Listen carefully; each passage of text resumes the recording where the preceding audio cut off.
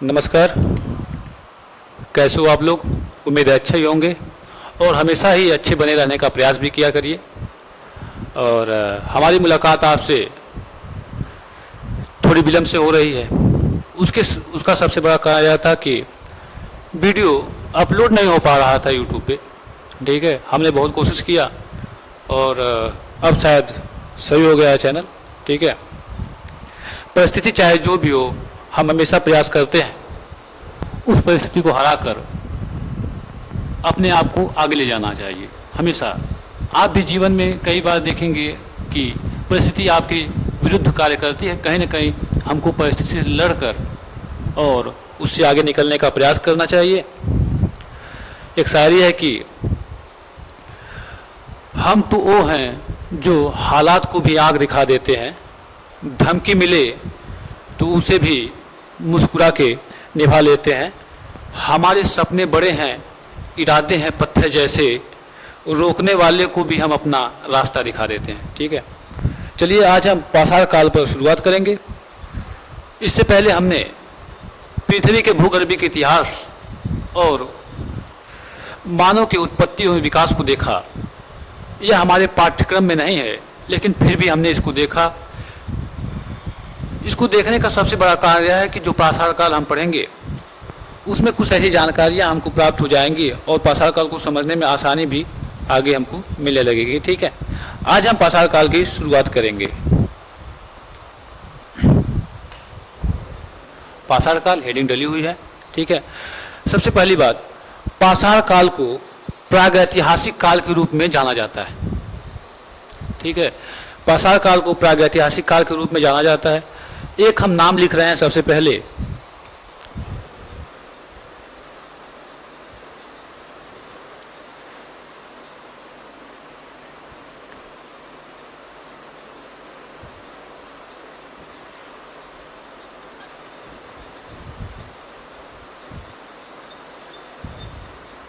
Robert Bruce foot. ठीक है, Robert Bruce foot जो हैं, यह एक जियोलॉजिकल सर्वेक्षण के प्रमुख थे। ठीक है, लिखते हुए चलते हैं।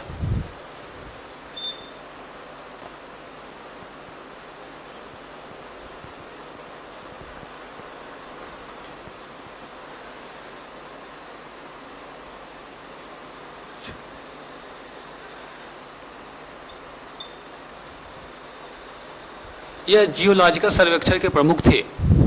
इन्होंने 1863 ईस्वी में 1863 ईस्वी में चेन्नई या मद्रास के पल्लवरम नामक स्थान से एक हस्त कुठार प्राप्त किया था, जिसको इंग्लिश में हैंड एक्स बोला जाता है। ठीक है, चेन्नई या मद्रास, यहाँ से इन्होंने जो है एक हस्त कुठार प्राप्त किया कि पल्लवरम से, पल्लवरम, यहाँ से क्या प्राप्त किया इन्होंने? हस्त कुठार, जिसको इंग्लिश में बोला जाता है हैंड एक्स। ठीक है, 1863 ईस्वी में चेन्नई या मद्रास के पल्लवरम से इन्होंने क्या प्राप्त किया? एक हस्त कुठार प्राप्त किया। ठीक है, और इसके 10 साल बाद 1873 ईस्वी में वियना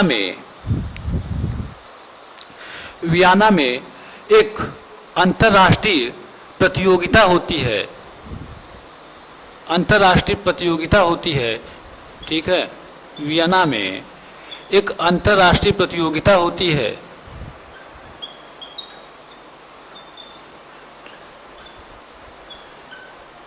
अंतर्राष्ट्रीय प्रदर्शनी। ठीक है, अंतर्राष्ट्रीय प्रदर्शनी में इन्होंने जो अपने द्वारा खोजे गए उपकरण प्राप्त किए थे वह यहाँ पे पेश करते हैं। ठीक है, खोजे गए उपकरणों को इन्होंने वियना में एक अंतर्राष्ट्रीय प्रदर्शनी होती है, इन्होंने यहाँ पे क्या किया? अपने द्वारा खोजे गए उपकरणों को यहाँ पे पेश किया। ठीक है, और इन्हीं को क्या कहा जाता है? भारतीय प्रागैतिहासिक पुरातत्व का पिता भी कहा जाता है। इन्हीं को भारतीय प्रागैतिहासिक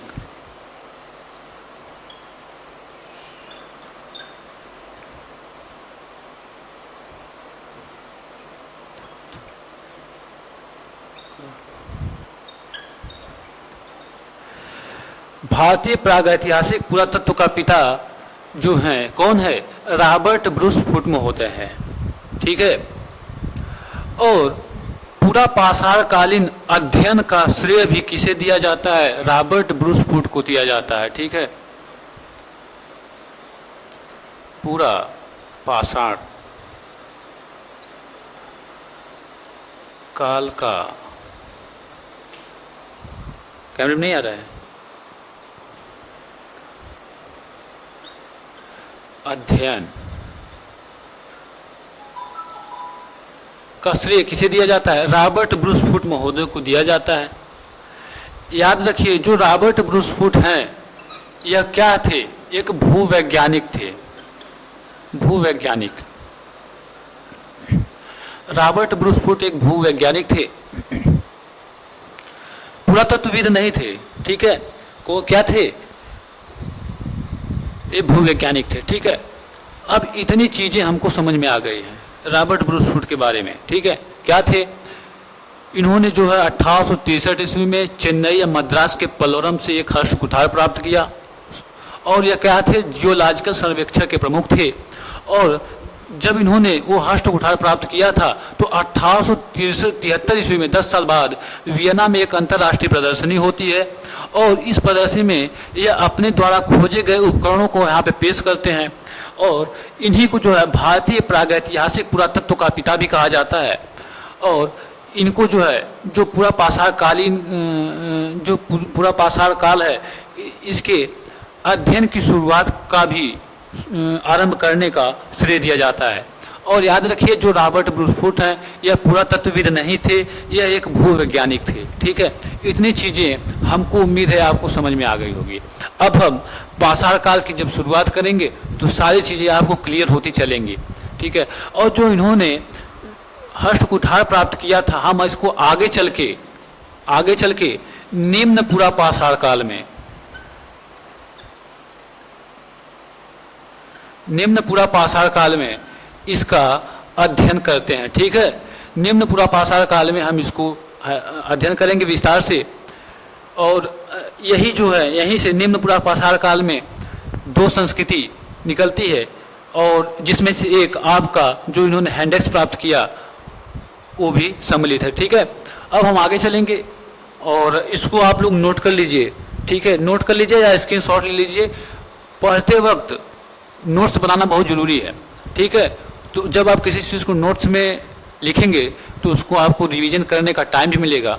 और जब आप, सबसे बड़ी चीज़ यह है कि किसी चीज़ को बार बार जब आपके सामने आती रहेगी कोई भी चीज़, तो वो याद जल्दी होती है। ठीक है। तो उसको याद करने का एक तरीका है किसी चीज़ को लिखना। जब एक बार आप यहाँ से लिखेंगे, फिर उसको लिखते वक्त रिवीजन होगा, फिर जब आगे आप उसको, उसके ऊपर बार बार आपकी नज़र पड़ेगी, तो वो चीज़ें बहुत ज़्यादा प्रेशर से याद करने की आवश्यकता नहीं है, बहुत ही आसानी से वो याद हो जाएगी। ठीक है। तो इसको आप नोट कर लीजिए या स्क्रीनशॉट ले लीजिए। ठीक है। आगे चलते हैं।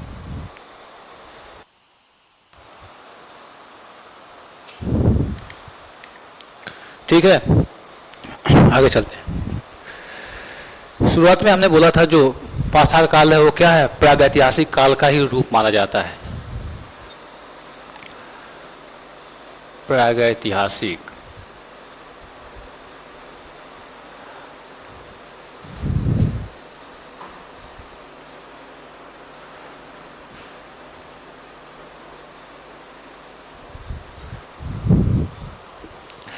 पाषाण काल जो है एक प्रागैतिहासिक काल का एक रूप है।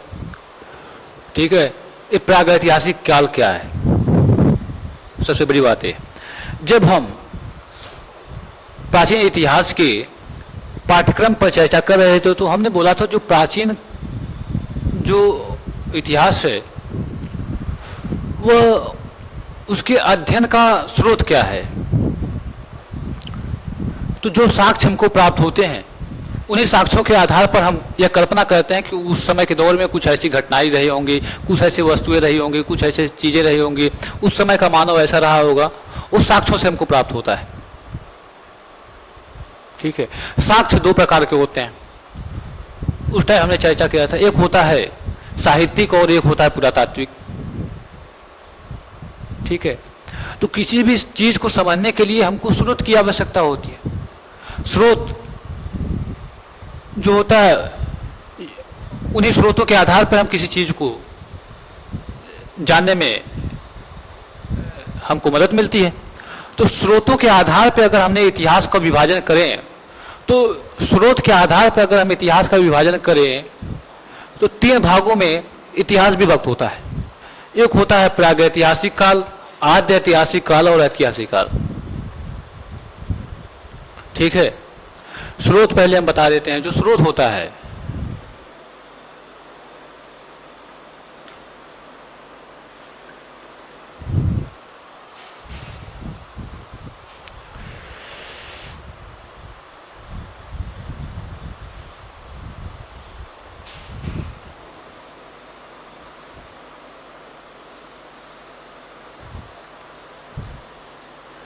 ठीक है, जो स्रोत होता है ये दो प्रकार का होता है। एक होता है लिखित, यहां पे साक्ष्य कर लीजिए। ठीक है। एक होता है लिखित रूप में, एक होता है पुरातात्विक।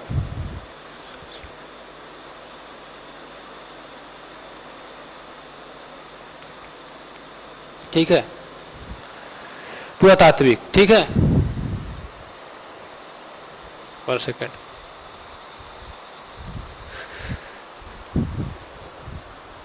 ठीक है। एक लिखित रूप में होता है, एक पुरातात्विक रूप में होता है। ठीक है। तो इन्हीं साक्ष्यों के आधार पर हम इतिहास का जब विभाजन करते हैं तो उसको हम तीन भागों में विभक्त करते हैं। कितने भागों में? तीन भागों में विभक्त करते हैं। ठीक है। तीन भागों में विभक्त करते हैं। आपका पहला हो जाएगा प्रागैतिहासिक,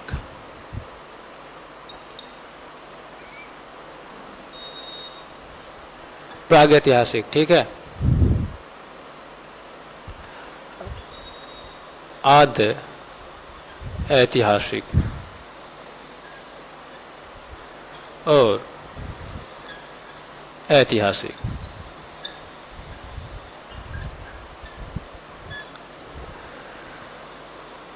ठीक है। इसमें क्या था, साक्ष्यों के आधार पर तो हमने इतिहास का विभाजन कर दिया। किन साक्ष्यों के आधार पर हमने इनको तीन भागों में इतिहास को विभाजित किया, उसको समझने का हम प्रयास करते हैं। देखिए, जो साक्ष्य होते हैं, ठीक है, या तो आपका लिखित रूप में होगा, लिखित साक्ष्य होगा, या कोई पुरातात्विक साक्ष्य होगा। ठीक है, यही होगा। तो इसमें क्या था, जो प्रागैतिहासिक काल है, जो पूरा का पूरा एक पाषाण काल ही है। इसमें प्रागैतिहासिक काल में आपको सिर्फ पाषाण काल को ही देखने को मिलेगा। ठीक है। तो इसमें प्रागैतिहासिक काल में आपका लिखित साक्ष्य नहीं था, इसमें केवल पुरातात्विक ही साक्ष्य था। और इसी पुरातात्विक साक्ष्य के आधार पर हम पूरा का पूरा पाषाण काल को समझने का प्रयास करते हैं कि उस समय के लोग कैसे रहे होंगे, उनकी रहने की व्यवस्था कैसी रही होगी, किस प्रकार के लोग रहे होंगे, ये सब हमको समझने में जानकारी मिलती है। ठीक है। और पुरातात्विक स्रोत क्या होते हैं, जैसे कि उस समय के आवास हो गए, औजार हो गए, और कोई चित्र वगैरह हो गया, यह सब पुरातात्विक साक्ष्य होता है। जब इसमें पाषाण काल ही है पूरा का पूरा प्रागैतिहासिक काल में, तो यहाँ पे जो भी साक्ष्य मिलेगा वो कैसा होगा, पत्थरों का होगा। तो पत्थरों के आवास, पत्थरों के औजार, ठीक है, ये सब चीजें आपको पुरातात्विक साक्ष्य में देखने को मिलेगा। जो आद्य ऐतिहासिक है, आद्य ऐतिहासिक, ठीक है, ये क्या है? जैसे यहाँ पे क्या था कि आपका लिखित साक्ष्य नहीं मिलता है, हो सकता है प्रागैतिहासिक काल में लिपि का विकास ही नहीं हुआ हो, इसलिए हमको कोई लिखित साक्ष्य नहीं मिलता है। लेकिन यहाँ पे आपको लिखित साक्ष्य मिलेगा, ठीक है, और पुरातात्विक साक्ष्य भी मिलेगा।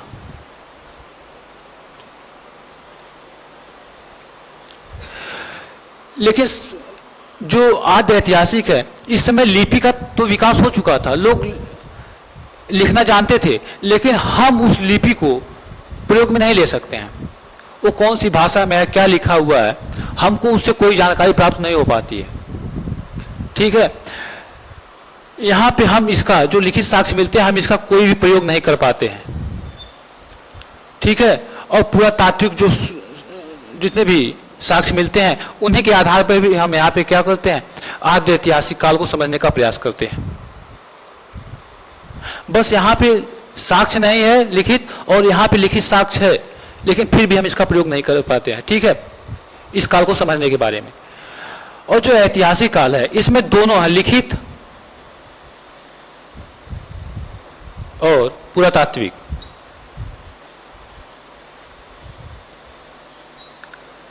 हम इसका भी प्रयोग कर लेते हैं और इसका भी प्रयोग कर लेते हैं,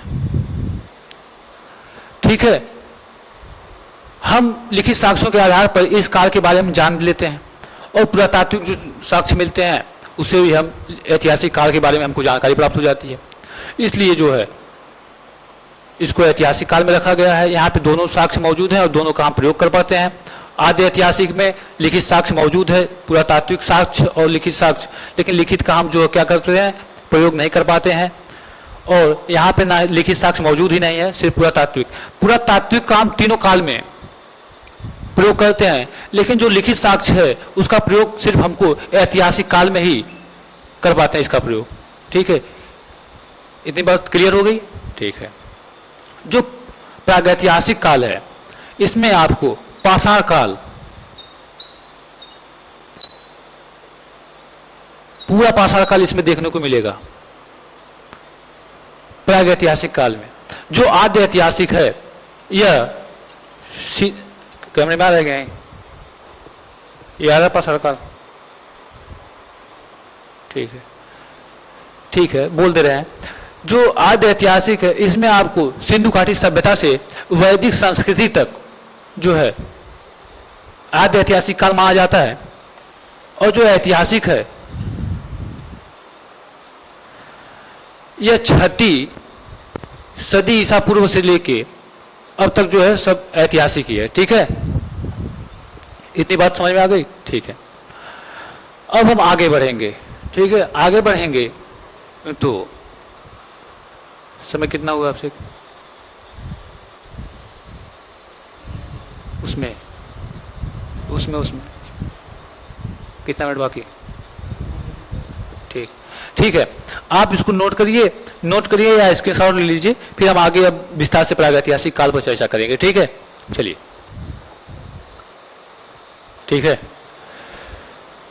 हमें जो है स्रोतों के आधार पर, साक्ष्यों के आधार पर जो है इतिहास का विभाजन किया था 3 भागों में, प्रागैतिहासिक, आद्य ऐतिहासिक और ऐतिहासिक, ठीक है। जो प्रागैतिहासिक जो काल है, प्रागैतिहासिक काल, वो पाषाण काल का एक रूप माना जाता है। प्रागैतिहासिक, ठीक है। जो प्रागैतिहासिक काल है, प्रागैतिहासिक शब्द का प्रयोग सबसे पहले कौन करता है? सबसे पहले इस शब्द का प्रयोग करते हैं डेनियल विलियम।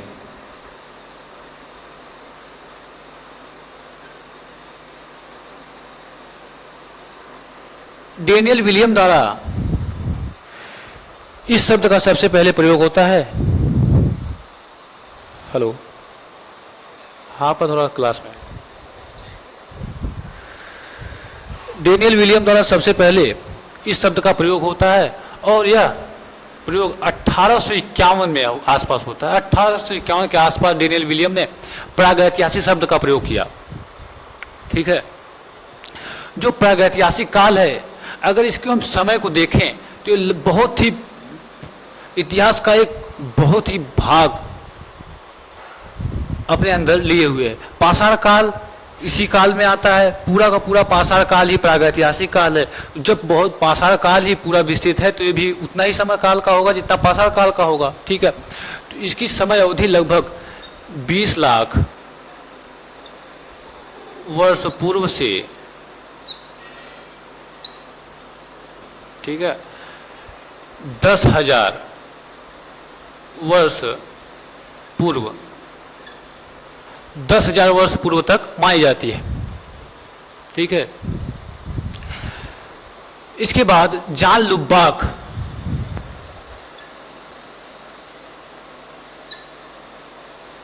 जान लुब्बाक, ठीक है, जान लुब्बाक महोदय आते हैं। वो प्रागैतिहासिक को, जो प्रागैतिहासिक काल है या पाषाण काल है, उसको दो भागों में विभाजित कर देते हैं, ठीक है। तो इनके द्वारा जो विभाजन होता है प्रागैतिहासिक काल या पाषाण काल का, वो होता है पूरा पाषाण काल, और दूसरा होता है नव पाषाण काल। जान लुब्बाक प्रागैतिहासिक काल या पाषाण काल को दो भागों में विभाजित करते हैं, प्रागैतिहासिक काल को, ठीक है। हाँ, चिंता मत करिए, बीच में मध्य पाषाण काल भी आएगा, ठीक है, विस्तार से चलेंगे। होता क्या है कि जब कुछ जानकारी थोड़ी सी पहले से होती है, अगर कुछ उसमें पहले ही गलतियां लगती हैं तो कुछ लोग सोचते हैं कि अरे ये क्या हो गया।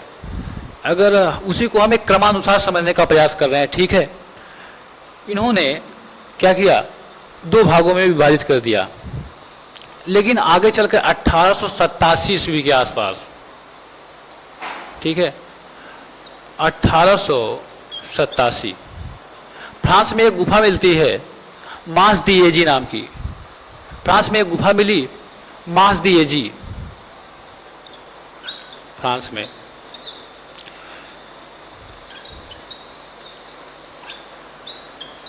मास दी एजी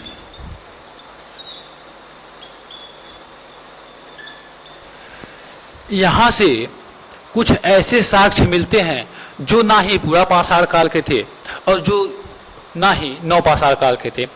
तो कुछ ऐसे साक्ष्य थे जो पूरा पाषाण काल के भी नहीं थे और नवपाषाण काल के भी नहीं थे। तो ऐसा अनुमान लगाया गया कि एक बीच का भी एक काल होना चाहिए, ठीक है।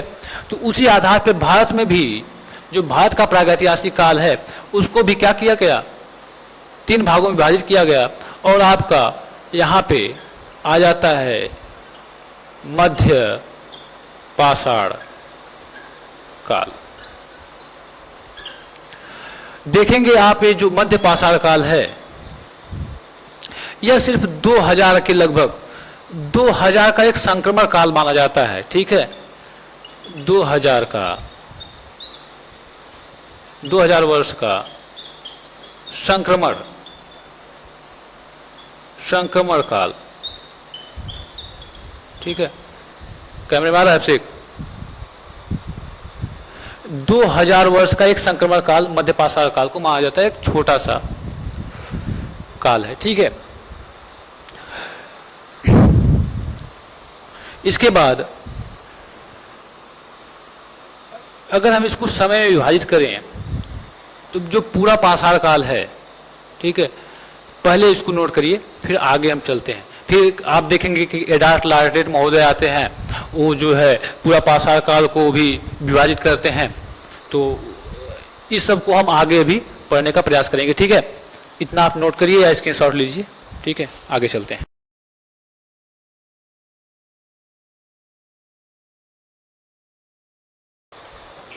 ठीक है, हमने जो है अब देखना है पाषाण काल के विभाजन को हमने देख लिया।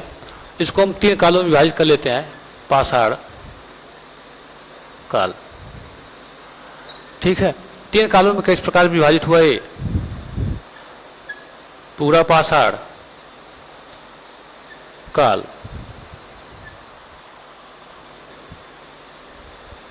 मध्य पाषाण काल और नवपाषाण।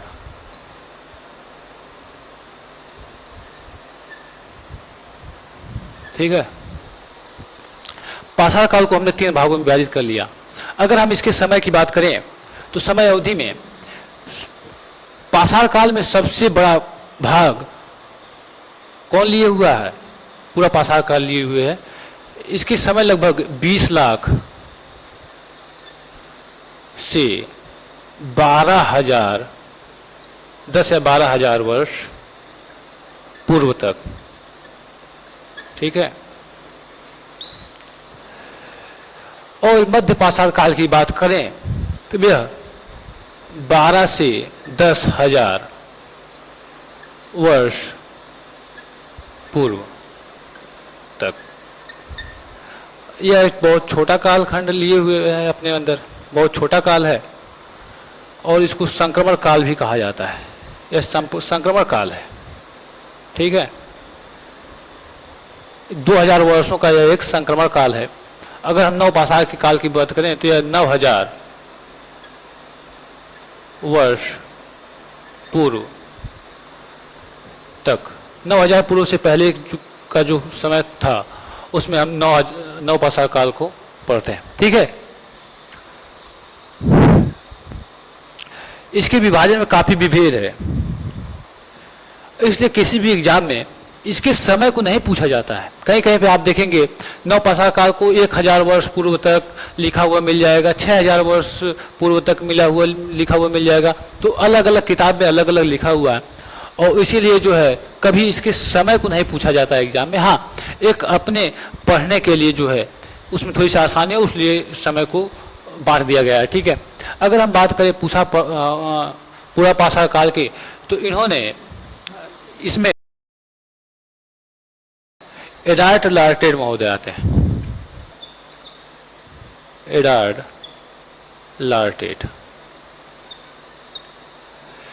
लार्टेड क्या करते हैं? इन्होंने क्या किया? इन्होंने जो पूरा पाषाण काल है इसको 3 भागों में विभाजित कर दिया। ठीक है, और इसका जब इन्होंने पूरा पाषाण काल को विभाजित कर दिया तो बना निम्न पूरा पाषाण काल,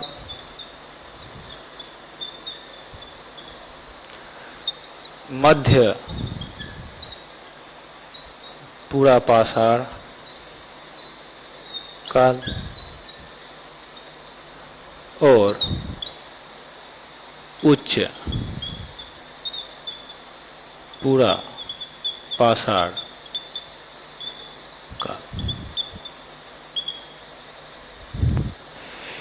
इसको 3 भागों में पूरा पाषाण काल को विभाजित कर दिया। इसके बाद निम्न पूरा पाषाण काल, मध्य पूरा पाषाण काल और उच्च पूरा पाषाण काल में विभाजित हो गया। ठीक है, अगर हम इसके समय की बात करें तो यह 20 लाख से 1 लाख वर्ष पूर्व, 20 लाख से 1 लाख वर्ष पूर्व तक के समय को हम निम्न पूरा पाषाण काल में रखते हैं। इस समय को हम निम्न पूरा पाषाण काल मानते हैं।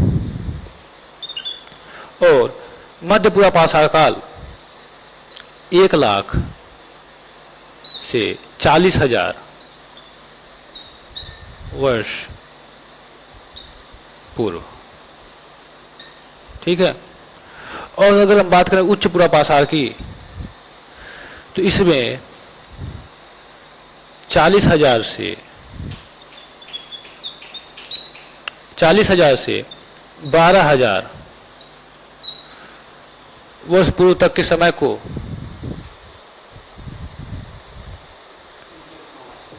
ठीक है, उच्च पूरा पाषाण काल में कहने नहीं आ रहा है लेकिन सुन लीजिए। उच्च पूरा पाषाण काल जो है इसके समय की बात करें तो 40,000 से 12,000 वर्ष पूर्व तक। यह विभाजन जो है अलग अलग किताबों में अलग अलग होता है, लेकिन यह जो विभाजन मैंने किया है यह एनसीईआरटी में रामशरण शर्मा द्वारा किया गया है। ठीक है, प्राचीन इतिहास अध्याय संख्या 5 में। ठीक है, अब हम एक एक काल को विस्तार से समझते हुए चलेंगे। ठीक है, अब यहाँ पर हमने पाषाण काल को देख लिया कि जान लुब्बाक महोदय जो आते हैं उन्होंने इसको 2 भागों में विभाजित कर दिया। फिर फ्रांस में एक गुफा मिलती है मांसदिएजी, वहाँ से कुछ ऐसे उपकरण मिलते हैं जो ना ही पूरा पाषाण काल के थे ना ही नव पाषाण काल के। उसी आधार पर जो है एक मध्य पाषाण काल मान लिया गया। और फिर इसके बाद एडार्ड लार्टेट आते हैं, इन्होंने पूरा पाषाण काल को जो है निम्न पूरा पाषाण काल, मध्य पूरा पाषाण काल, उच्च पूरा पाषाण काल कर दिया। यह विभाजन कैसे हुआ? यह उपकरणों के आधार पे हुआ, औजारों के आधार पे हुआ, और कुछ ऐसे ऐसे चीज़ें मिलती रहीं कि कुछ चीज़ें समय के साथ साथ जब मानव विकसित हो रहा था तो उसकी प्रयोग की जाने वाली वस्तुएं भी विकसित हो रही थी, तो उसी आधार पे जो है इसका विभाजन हुआ। अगर देखे जाए तो 20 लाख से 12,000 वर्ष पूर्व तक जो समय है वो पूरा पाषाण काल का है, लेकिन इसमें मानव क्या था, धीरे धीरे विकसित कर रहा था। उसी आधार पर एडार्ड लार्टेट महोदय ने इसको क्या किया कि 3 भागों में विभाजित कर दिया। 20 लाख से 1 लाख वर्ष पूर्व तक के समय दिया, निम्न पूरा पाषाण काल, मध्य पूरा पाषाण काल और उच्च पूरा पाषाण काल। जैसे जैसे मानव विकसित हो रहा था उसकी प्रयोग की जाने वाली भी वस्तुएं भी विकसित हो रही थी। उसी आधार पे जो है यह पूरा का पूरा विभाजन हमको देखने को मिलता है। सबसे पहले, ठीक है, सबसे पहले जो है इसको पाषाण काल को 3 भागों में विभाजित होता है। अब यहाँ पे पूरा पाषाण काल को 3 भागों में विभाजित कर दिया गया। ठीक है, अब हम इसमें क्या क्या, इस काल में क्या डिफरेंस था, इस काल में क्या डिफरेंस था, इस सब चीज़ों को हम विस्तार से अभी समझने का प्रयास करेंगे। लेकिन आज के दिन हम सिर्फ निम्न पूरा पाषाण काल पर ही विशेष चर्चा करेंगे। ठीक है, ठीक है, इतना नोट करिए और इसके साथ लीजिए, हम लोग आगे चलते हैं अब। ठीक है,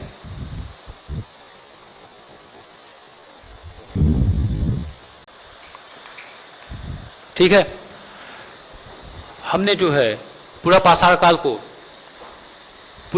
का विभाजन देखा कि एडार्ड लार्टेट ने उसको 3 भागों में विभाजित किया। तो पहले उसके विभाजन को देखते हैं। पूरा पाषाण, ठीक है, इसको विभाजित किया इन्होंने 3 भागों में। पहला बना निम्न पूरा पाषाण काल, फिर इसके बाद मध्य पूरा पाषाण काल, फिर इसके बाद उच्च पूरा पाषाण काल। ठीक है, ठीक है, जब हम पृथ्वी का भूगर्भीय इतिहास का अध्ययन कर रहे थे तो उन्होंने, जब हमने देखा कि इतने समय के बीच को कौन सा काल कहा जाता था, तो हमने देखा था इस समय को हमने प्लीस्टोसीन कहा जाता है। प्लीस्टोसीन, ठीक है, प्लीस्टोसीन काल में आपका ये पूरा पाषाण काल आता है। ठीक है, प्लीस्टोसीन काल में आता है। अगर, ठीक है, तो इसकी समय अवधि हमने देखा था। ठीक है, अब आगे चलते हैं। और एक बात, जब हम मानव की उत्पत्ति और विकास को पढ़ रहे थे तो हमने क्या देखा था, होमो सैपियंस मानव की उत्पत्ति 30,000 वर्ष पूर्व होती है। ठीक है, और जो उच्च पूरा पाषाण काल है कब से कब माना जाता है, 40,000 से 12,000। तो होमो सैपियंस मानव की उत्पत्ति कब हुई, 30,000 वर्ष पूर्व। तो यह तो उच्च पूरा पाषाण काल में हुआ ना। तो होमो सैपियंस मानव कब आया, पाषाण काल के, पूरा पाषाण काल के उच्च पूरा पाषाण काल में होमो सैपियंस मानव की उत्पत्ति होती है। ठीक है, ठीक है, अब हम आगे बढ़ते हैं। सबसे पहले इसका विभाजन किस आधार पे हुआ उसको हम समझने का प्रयास करते हैं। तो इसका जो विभाजन है वह औजारों के आधार पे हुआ। औजारों के आधार पे हमने इसको 3 भागों में विभाजित किया। जो निम्न पूरा पाषाण है काल है, इसमें कौन से औजार प्रयोग होते थे? उसमें कोर वाले औजार प्रयोग होते थे, कोर वाले औजार।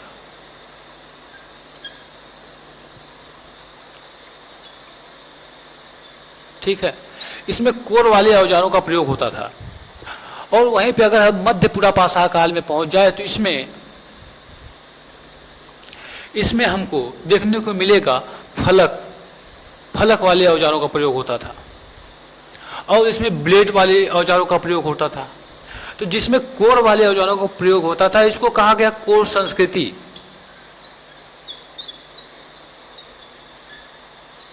ठीक है, कोर संस्कृति नाम दिया गया। और जिसमें फलक वाले औजार प्रयोग होते थे उसको फलक संस्कृति।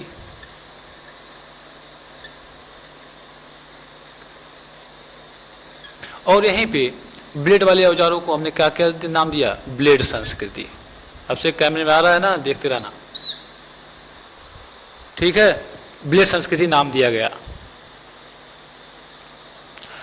कोर वाले औजारों में कौन कौन से औजार सम्मिलित हैं कोर संस्कृति में? इसमें आपको देखने को मिलेगा क्या? चापर, चापिंग, ठीक है, और विदारणी, ठीक है, जिसको हिंदी में क्या बोलते हैं? क्लीवर, विदारणी, क्लीवर बोला जाता है, क्लीवर। ठीक है, इन सब औजारों का प्रयोग होता था कोर संस्कृति में। जो फलक संस्कृति है, इसमें आपको खुरचनी, ठीक है, खुरचनी देखने को मिलेगा, और आपको तच्छड़ी, वेधनी, इन सब औजारों को कौन सी संस्कृति में आते हैं? फलक संस्कृति में। ठीक है, जो ब्लेड संस्कृति है, इसमें यही सब औजार प्रयोग होते थे, यही सब औजार प्रयोग होते थे। इसमें ब्लेड आ गया, जो दांतेदार औजार होता है, इसका प्रयोग होने लगा था उच्च पूरा पाषाण काल में। तो यह इसमें क्या होता है? ऐड हो जाता है इन्हीं सब औजारों में। ठीक है, इन्हीं सब औजारों में ऐड हो जाता है। ठीक है, तो हम इसको समझने का प्रयास करते हैं। जो चापर और चापिंग है, ठीक है, कोई भी संस्कृति हो गई, चापर, चापिंग, और आगे चलते हैं, पहले समझने का प्रयास करते हैं। जो कोई भी संस्कृति, जैसे इसमें से कोर संस्कृति, फलक संस्कृति या ब्लेड संस्कृति, कोई भी संस्कृति हो गई, इसका संबंध नदियों में बहने वाले जो पत्थर होते हैं उससे है। ठीक है, जैसे मान लीजिए, हम यहीं पे थोड़ा से बताने का प्रयास करेंगे। जैसे कोई भी नदी ऐसे प्रवाहित हो रही है, ठीक है, तो इसमें क्या था? कोई मान लीजिए यहाँ पत्थर है ऐसे आकार का, वह आगे बढ़ेगा, नदियों की घाटियों से टकराएगा, ठीक है, और किनारों से टकराते हुए जब वो आगे आएगा तो जल का प्रवाह भी उस पर प्रभाव डालेगा, तो धीरे धीरे उसका आकार बदलने लगेगा, वह ऐसे होने लगेगा, फिर ऐसे एक समय आने पर लगभग पूरा गोल हो जाएगा।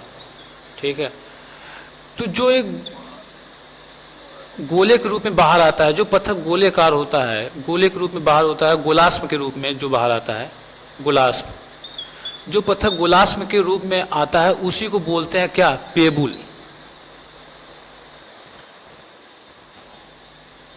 ठीक है, उसी को बोलते हैं पेबुल। जो पत्थर गोलास्म के रूप में बाहर आता है, उसी को बोला जाता है पेबुल। जब हम किसी पेबुल को तोड़ेंगे, मान लीजिए ये पेबुल है, कोई गोलास्म के रूप में कोई गोला है पत्थर का आकार का, अगर हम इसको तोड़ेंगे तो मान लीजिए किनारों से ऐसे टूट रहा है, ऐसे टूट रहा है, ठीक है, ऐसे टूट गया, ऐसे टूट गया। ठीक है, तो इसमें जो ये बीच का हिस्सा है, इसी को बोलते हैं कोर। ये बीच के हिस्सा जो है, इसको कोर बोलते हैं, और जो किनारों का हिस्सा होता है, ये होता है फलक।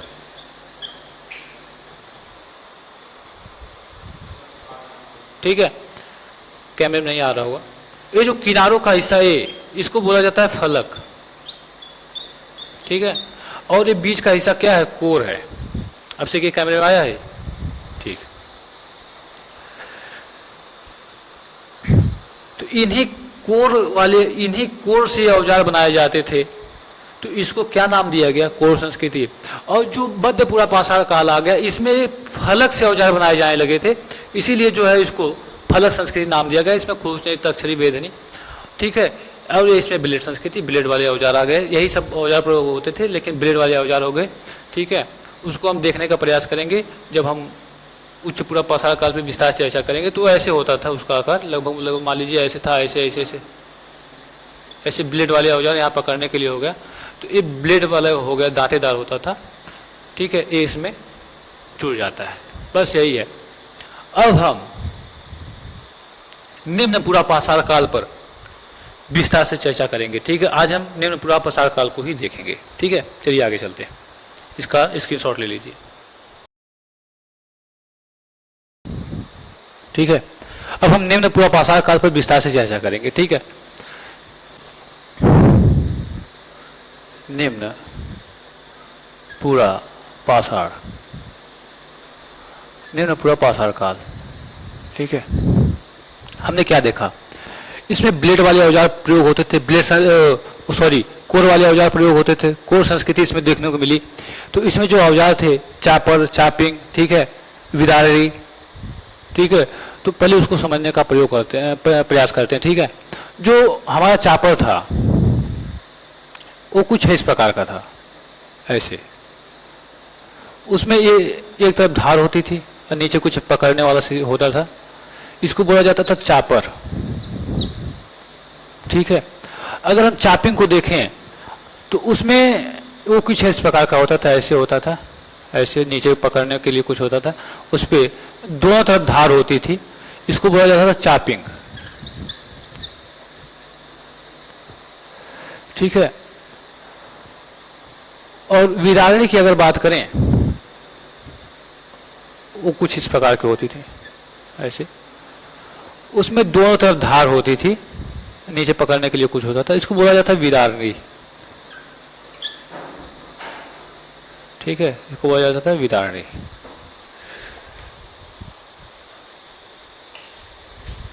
ठीक है। ये विदारणी था। फिर इसके बाद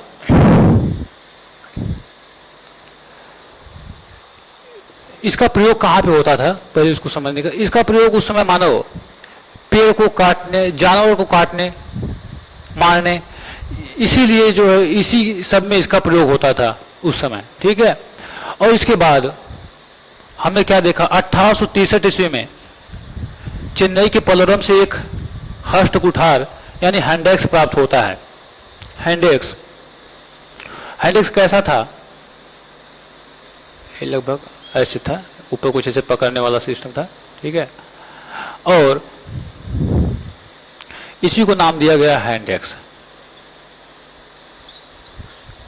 हैंडेक्स।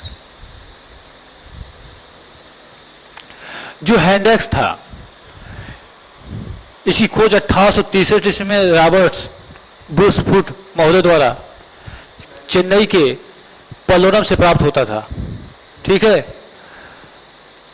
हाँ, एक सेकेंड, ठीक है। इसकी खोज सबसे पहले 1863 ईस्वी में रॉबर्ट ब्रूस फुट महोदय द्वारा होती है। हालांकि आगे चलकर विलियम किंग को एक जो है अतिरपक्कम से एक हैंडेक्स प्राप्त होता है। तो इस हैंडेक्स की खोज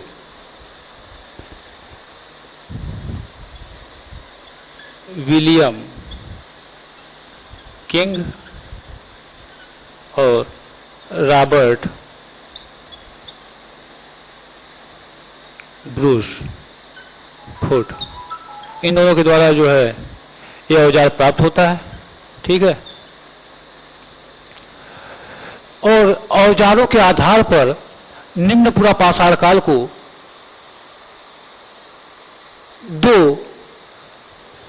भागों में विभक्त कर दिया गया। एक को बोला गया चापर, चापिंग संस्कृति, और दूसरा हैंडेक्स, हैंडेक्स संस्कृति, ठीक है। जो चापर चापिंग संस्कृति है यह उत्तर भारत की संस्कृति है, और जो हैंडेक्स संस्कृति है यह क्या है, दक्षिण भारत, यह दक्षिण भारत की संस्कृति है, ठीक है। 1928 ईस्वी में सबसे पहले 1928 ईस्वी में सबसे पहले डीएन वाडिया ने इस संस्कृति के औजार प्राप्त किए, ठीक है। और फिर आगे जो है इसके और भी साक्ष्य प्राप्त हुए। और ये साक्ष्य कहाँ से प्राप्त हुए, जैसे उस समय का भारत की अगर हम बात करें तो उस समय भारत कैसा था,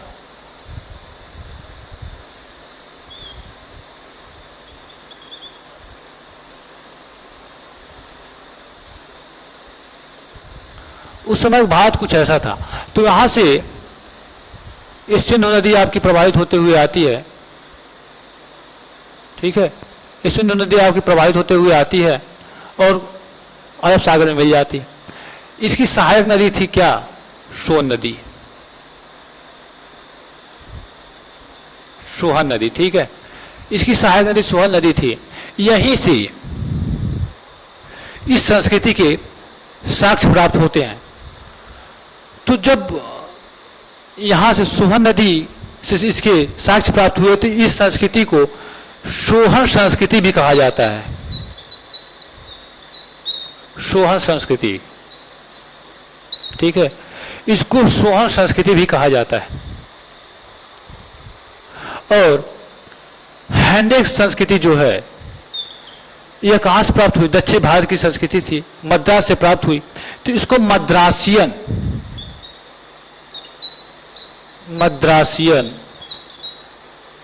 संस्कृति, इसको मद्रासियन संस्कृति भी कहा जाता था। हालांकि यह नाम अब चलन में नहीं है।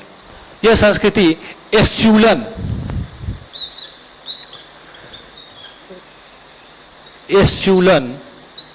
संस्कृति के नाम से प्रचलित है। एस्यूलन संस्कृति के नाम से यह संस्कृति प्रचलित है, ठीक है। मैं नहीं चाहता हूं कि बहुत ज्यादा नोट करना पड़े या लिखना पड़े, मैं बोल देता हूं, आप लोग नोट करते हुए चलिएगा। एक बार फिर से, जो चापर चापिंग संस्कृति है ये इसके जो साक्ष्य 1928 ईस्वी में डीएन वाडिया ने सोहन नदी घाटी से प्राप्त किए, और इसी संस्कृति को सोहन संस्कृति भी कहा जाता है, ठीक है। इतनी बात क्लियर हो गई। और जो हैंडेक्स संस्कृति है वो दक्षिण भारतीय संस्कृति है। इसको, यह जो संस्कृति एस्यूलन संस्कृति के नाम से प्रचलित है, और इसको मद्रासियन संस्कृति भी कहा जाता है। अभी भी कहीं कहीं पे आपको देखने को मिल सकता है ये नाम, लेकिन यह नाम उतना चलन में नहीं है, ठीक है। और जो चापर और चापिंग संस्कृति है, इतना बात आपको समझ में आ गया। डीएन वाडिया के द्वारा 1928 में खोज होती है। 1935 ईस्वी में एचडी टेरा और टीटी पीटरसन के द्वारा, ठीक है, एचडी टेरा और टीटी पीटरसन के नेतृत्व में एक अभियान था।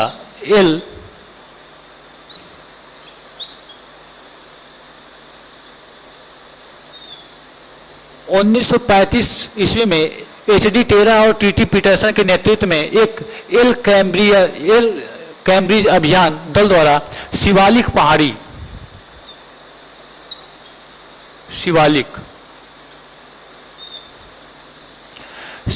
पहाड़ी यहां से,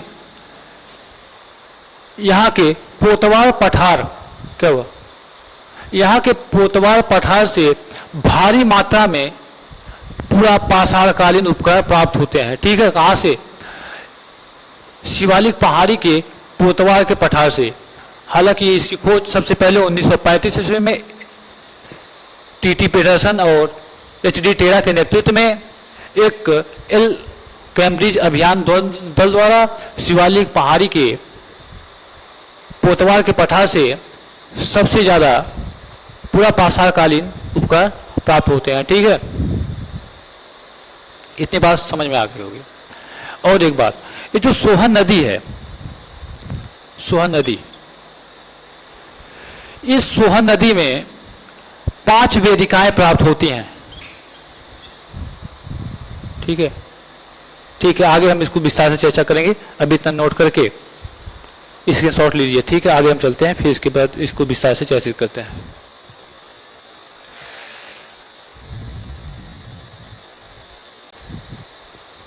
ठीक है, निम्न पूरा पाषाण काल में हमने देखा, इसको औजारों के आधार पर हमने 2 भागों में विभाजित कर दिया। ठीक है, एक बना आपका चापर चापिंग संस्कृति, ठीक है, और दूसरा बना हैंड एक्स। ठीक है, 1928 ईस्वी में DN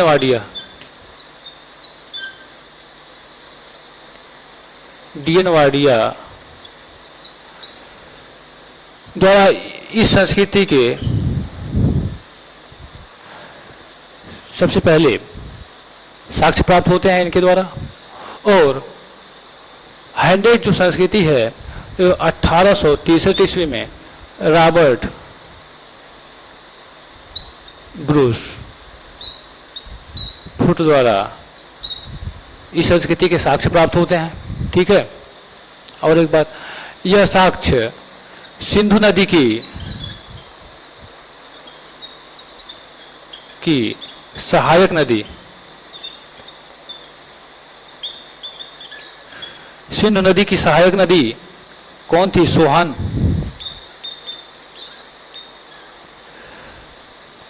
यहीं से इसके जो है इन्होंने साक्ष्य प्राप्त किया, यहीं से DN वाडिया ने साक्ष्य प्राप्त किया, और इसी को चापर और चापिंग संस्कृति को, इसी को और क्या नाम दिया गया? सोहन संस्कृति। क्योंकि इसके जो सारे साक्ष्य कहाँ से प्राप्त हुए थे, जो सारे उपकरण कहाँ से प्राप्त हुए थे? सोहन नदी से प्राप्त हुए थे, तो इसको सोहन संस्कृति नाम दिया गया। ठीक है, अगर हम बात करें, यह प्राप्त होता है चेन्नई के पल्लवरम से। चेन्नई के पल्लवरम से इसके जो है साक्ष्य प्राप्त होते हैं। ठीक है, इतनी बात समझ में आ गई होगी। ठीक है, अब हम देखेंगे जो सोहन नदी है, सोहन नदी, वहां से हमको 5 वेदिकाएं प्राप्त होती हैं, 5 वेदिकाएं प्राप्त होती हैं। ठीक है, और वेदिका क्या होती है पहले हम उसको समझ लेते हैं विस्तार से। जैसे कोई नदी हो गई, ठीक है, कोई नदी हो गई, तो जो उसको नदी का किनारा होता है उस पे क्या होता है कि जब कभी बाढ़ वगैरह आती है तो उस पे मिट्टी का जमा होने लगता है। वही घटना अगर बार बार हो तो उस पे एक एक लेयर जमती हुई चली जाएगी। ठीक है, तो उसी को वेदिका बोलते हैं। ठीक है, उसी को वेदिका बोलते हैं। और ये जो सोहन नदी की वेदिकाएं प्राप्त हुई हैं, इसका निर्माण होलोसीन काल में ही हो गया था।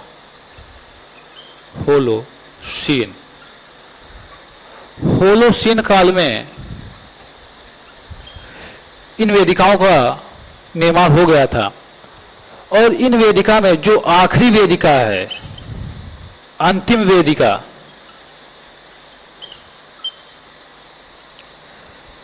अंतिम वेदिका से मिट्टी के बर्तनों के टुकड़े प्राप्त होते हैं। जो अंतिम वेदिका है, अंतिम वेदिका से क्या प्राप्त होते हैं? मिट्टी के बर्तन के टुकड़े यहां से प्राप्त हुए। ठीक है, इतनी बात समझ में आ गई होगी आपको। सारी बातें हमने इसको क्लियर कर दिया और हैंडेक्स को भी हमने देख लिया, इसको मद्रास से प्राप्त हुई थी, तो इसलिए इसको मद्रासियन संस्कृति कहा जाता है। ठीक है, ये सब चीजें क्लियर हो गई। ठीक है, अब हमने तो देख लिया ये अलग अलग है, उत्तर भारत की संस्कृति है या दक्षिण भारत की संस्कृति है। तो क्या कोई ऐसा स्थान है जहां से दोनों संस्कृति के औजार प्राप्त होते हैं? ठीक है, तो हम बात करें कश्मीर, यही लिख देते हैं कश्मीर। यहां पे एक स्थान है चौंतरा।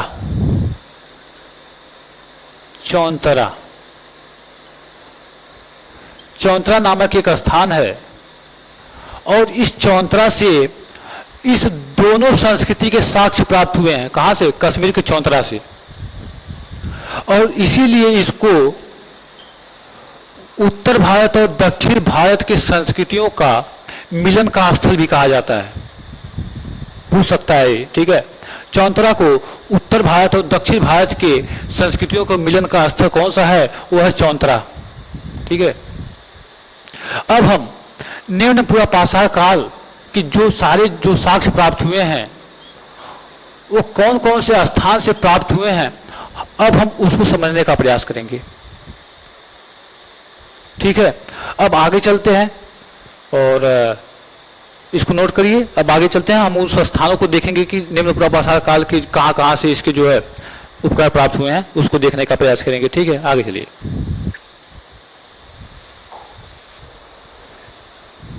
ठीक है, हम वस्तुओं को समझने का प्रयास करेंगे। निम्न पूरा पाषाण काल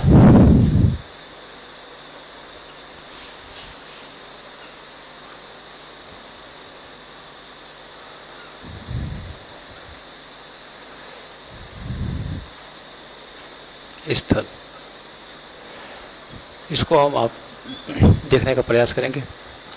चौंतरा एक ऐसा स्थान है जो दक्षिण भारत और उत्तर भारत की परंपराओं का मिलन स्थल माना जाता है। ठीक है, ये इंपॉर्टेंट। ठीक है, सबसे पहले अगर हम बात करें कश्मीर,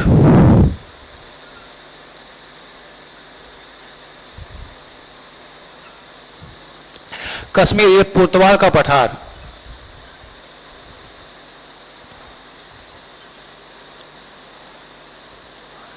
आ रहा है कैमरे में? पुर्तवाल का पठार, यहां से निम्न पूरा पाषाण काल के उपकरण प्राप्त होते हैं। और आपका हो गया लिद्दर नदी,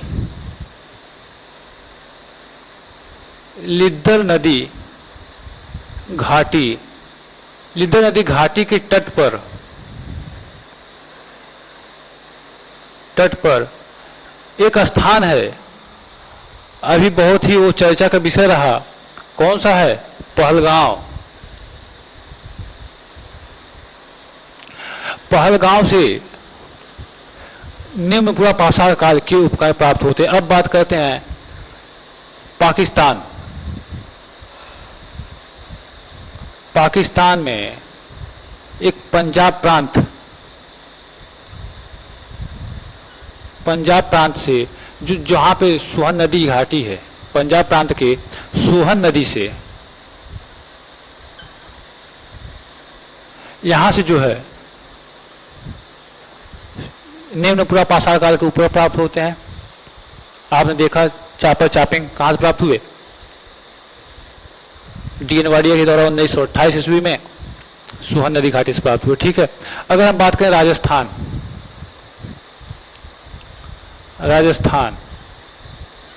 राजस्थान में एक स्थान है डिडवाना।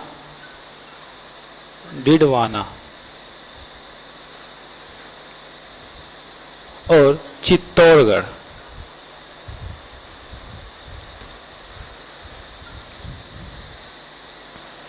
यहां से भी निम्न पूरा पाषाण काल के उपकरण प्राप्त होते हैं। यहां पे सोहन संस्कृति, सोहन संस्कृति और हैंडेक्स दोनों संस्कृति के साक्ष्य चित्तौड़गढ़ से भी प्राप्त होते हैं। ठीक है, इसके बाद अगर हम उत्तर प्रदेश की बात करें, यूपी, ठीक है, यहाँ से बेलन नदी घाटी, बेलन नदी घाटी जो इलाहाबाद में है, इलाहाबाद, प्रयागराज बोल दीजिए, कुछ भी ठीक है। यहाँ से जो है क्या हुआ, निम्न उपरा पाषाण काल के उपग्रह प्राप्त होते हैं यूपी से। अगर मध्य प्रदेश से बात करें, एमपी, तो यहाँ से भीम बेटका,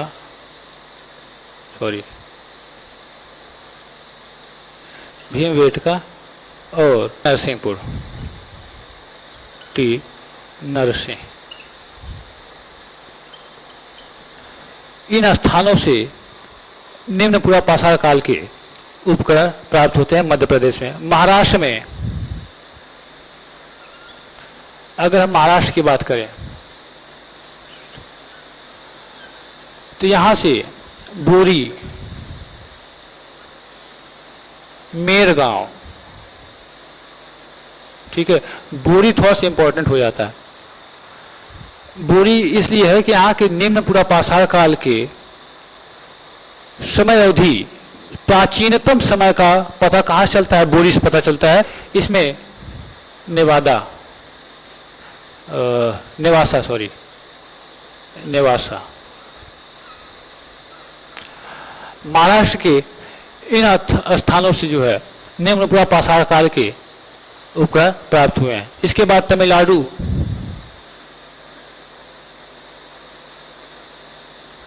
तमिलनाडु, यहाँ से हमने क्या देखा, पल्लोरम, पल्लोरम और अतिरम पक्कम। यहाँ से अतिरम पक्कम से भी हमको जो है क्या मिला, निम्न पूरा पाषाण काल के साक्ष्य मिलते हैं। अगर हम केरल को छोड़ दें और गांगेय क्षेत्रों को छोड़ दें तो लगभग सभी क्षेत्रों से हमको निम्न पूरा पाषाण काल के उपग्रह प्राप्त हुए हैं। इस समय का जो मानव था वह खाद्य संग्राहक हुआ करता था, उत्पादक नहीं था, खाद्य संग्राहक हुआ करता था। और इस समय का मानव शिकार करके, फूल कंद फल वगैरह खा के अपना जीवन यापन करता था, ठीक है। इस समय के मानव की, इस समय का जो मानव था वो, इस समय जो मानव था उसको आग का ज्ञान था। इस समय को मानव को आग के बारे में उसको जानकारी प्राप्त थी, लेकिन उसका व्यापक रूप से वह प्रयोग नहीं करता था, प्रयोग करना नहीं जानता था। उसको आग के बारे में जानकारी थी,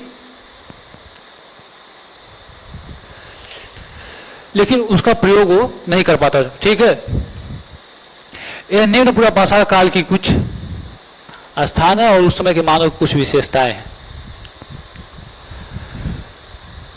तो बस पूरा हमने निम्न पाषाण काल के बारे में विस्तार से देखा और हम आगे मध्य पूरा पाषाण काल के बारे में और भी विस्तार से देखने का प्रयास करेंगे अब अगले दिन। और आप लोग, समय कितना है उसमें ओके, ठीक है। तो आज के दिन जो है हमने निम्न पूरा पाषाण काल को विस्तार से देखा। आगे आप लोगों को, अब आप लोगों का कार्य है कि इसको सही से नोट करके सभी स्थानों को ध्यान से देखना, सारी चीजों को लिखना, उसका बार बार रिवीजन करना। किसी भी चीज को अगर आप बार बार रिवीजन करोगे तो वह इस प्रकार से कंठस्थ हो जाती हैं कि दोबारा नहीं भूलती हैं। जब आपको कभी टेबल नहीं भूला होगा या ABCD नहीं भूले होंगे, जो बचपन में इतनी बार रटा दिया जाता है, ठीक है, तो जब वो चीज़ें आपके माइंड में बार बार उतर जाएंगी तो आप उसको नहीं भूलेंगे।